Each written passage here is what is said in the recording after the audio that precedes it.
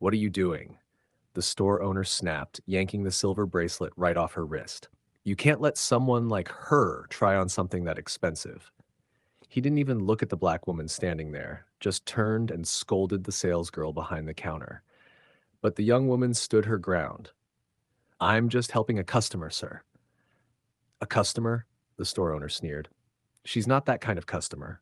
He spun back to the black woman. You need to leave, immediately. The woman blinked, caught off guard. What? Why? I was just trying on a bracelet. Since when is that a crime? Oh, of course, he said with a cold smile. Next thing I know, you'll forget to take it off and stroll out like you paid for it. I've seen that scam before, not falling for it. She stepped back a little. Why would you assume I'm trying to steal? He looked her up and down. Why else would someone dressed like you be in a place like this? Then, with a mocking smirk, this store's for exclusive clients, not borderline homeless people. The woman's jaw tightened. You don't know anything about me or my life. He just scoffed. Please, I don't need to. I only keep up with important people, not street rats like you, honey. Don't call me honey, she said, calmly but firmly. Whatever. He waved her off. I've got investors arriving any minute now to finalize a deal. They're going to bankroll 5 new locations. I'm about to become a multimillionaire, and I won't have them seeing you in here. You'd ruin the image. That's when the salesgirl, Mira, spoke up again. Sir, there's no need to speak to her like that. And I keep telling you, she's turning my store into an eyesore, he snapped. Look at her. She's probably covered in lice. Mira pleaded. Let me assist her with what she needs. I'll handle everything. She won't bother you. Have you ever seen someone stand up for a stranger, knowing it could cost them everything? What would you do? Before we go further, what city or country are you watching from? Drop it in the comments. We love seeing where you're watching from. The store owner let out a cold laugh. Remember when I told you you were too soft to make it in luxury retail? You just proved my point. Mira stood tall, but her hands were trembling slightly. I took this job because I genuinely want to help people, not to mock them like it's some kind of game. The store owner rolled his eyes. Good. If you want to take responsibility for this person, it's on you. But you better be out of here before the investors arrive. You got me?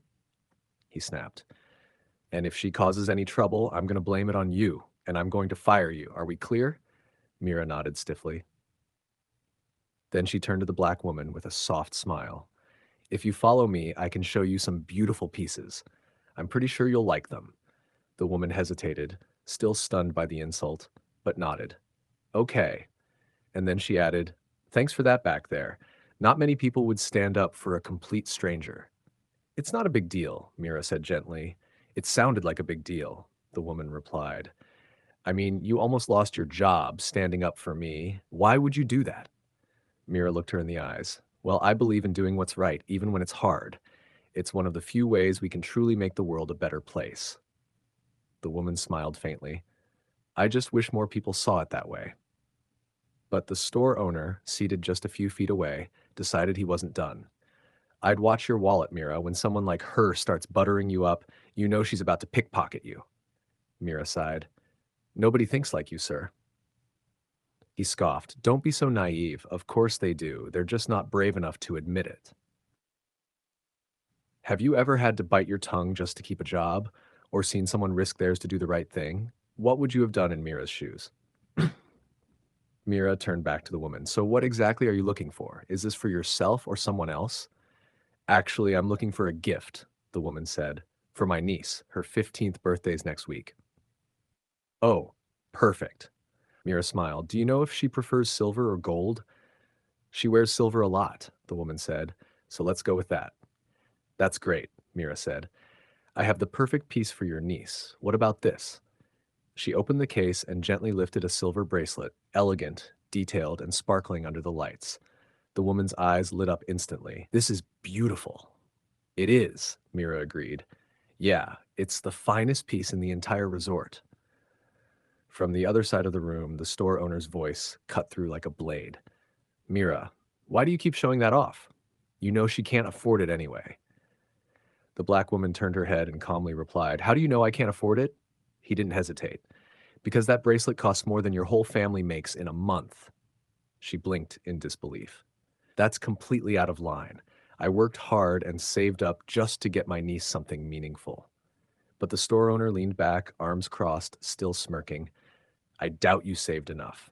I suggest you head over to the dollar store or Salvation Army. I'm sure your niece is used to low-quality gifts anyway. Mira visibly flinched. The woman, though still composed, finally asked, "What is your issue? You've been mocking me and throwing insults from the moment I walked in." "I've been quite clear what my problem is," he said. "It's you, and everybody else like you." She froze.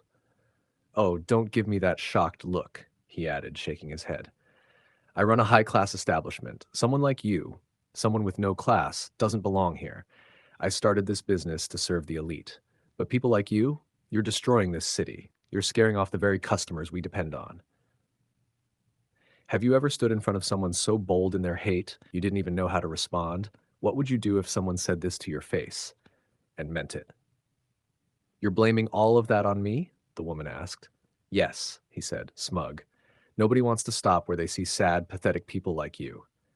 Then she looked him square in the eye. "You know, judging someone just by how they look can be a very dangerous mistake. Might just bite you." He let out a dry laugh. "Oh, I doubt that. Someone like you couldn't possibly offer anything to someone like me. We live in two different universes." If you've ever seen someone's true colors come out when they think you're powerless, hit like and subscribe to Story Arc, because some truths deserve the spotlight. Just then, the bell above the door chimed, and a man in a sleek black suit stepped into the store. The store owner's eyes lit up. He jumped to his feet, straightened his collar, and rushed over. "That's the investor," he whispered harshly to Mira and the woman. "Okay, playtime's over. I want her out of here now. Take her out the back so no one sees her." The black woman blinked.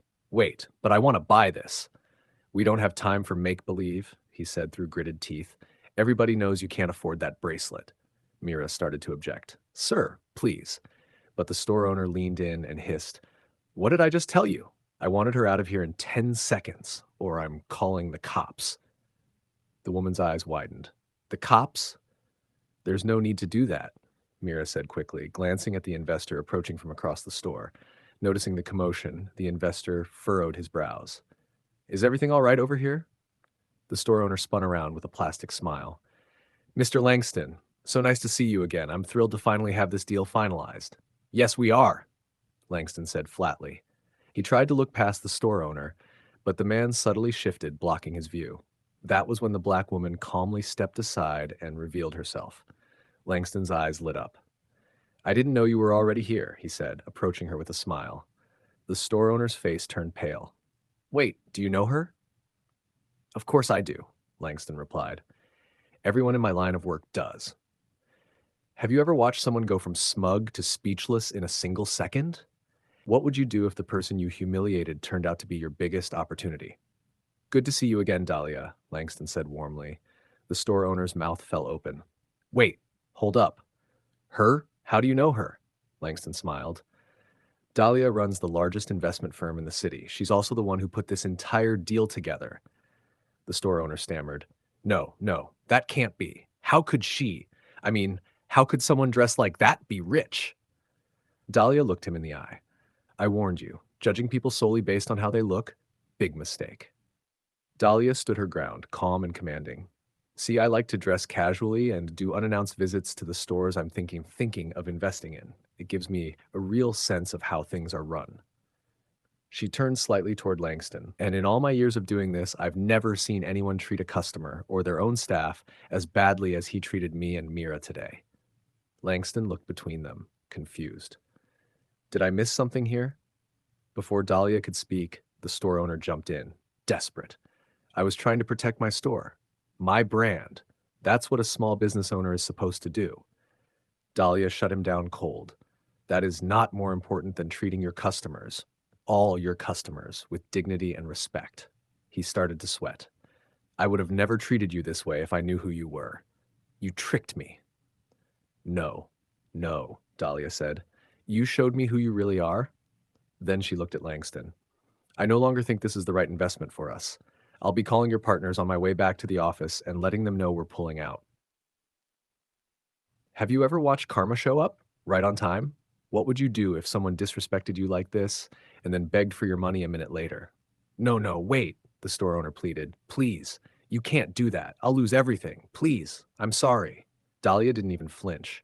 I'll also be letting other firms know how I was treated. No one will want to work with you.